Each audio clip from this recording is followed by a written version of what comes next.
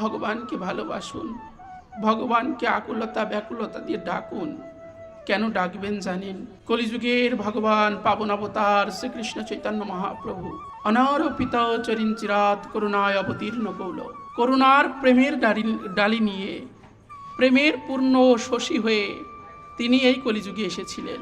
কেন আপনি তার নাম করবেন, কেন হরি নাম করা প্রয়োজন, সেই শিক্ষা দেওয়ার জন্য আমাদের মধ্যে এসেছিলেন।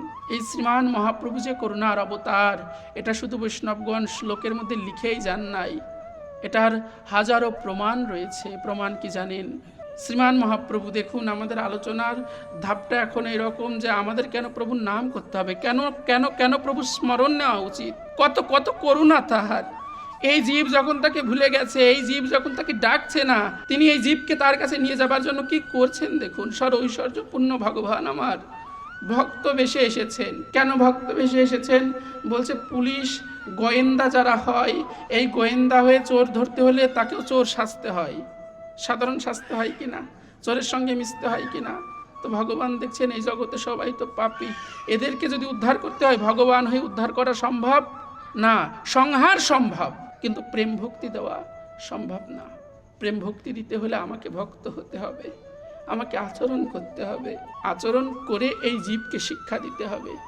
যে কথাটা বাবা পূর্বেই বলে গেলেন না, জিহ্বার উপরে নাম নাচছে গো, যা নাম নৃত্য করছে, সমস্ত সময় নৃত্য করছে। কি করে ছাড়বে?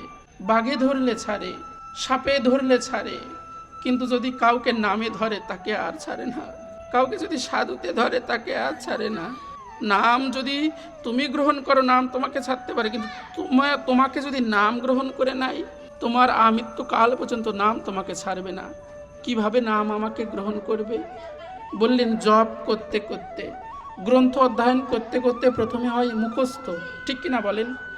মুখস্থ বিদ্যা ভুল হয়ে যায়।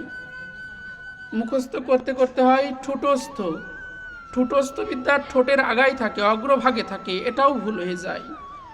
ঠোঁট থেকে যখন আপনি বারবার অধ্যয়ন করবেন সেটা হবে আপনার অন্তরস্থ। যখন অন্তরস্থ হবে, অন্তরে ওর থেকেও উদ্দীপন, ওর থেকেও প্রেমের কথা আসলে হয়তো ওই কথাটাও ভুল হয়ে যেতে পারে।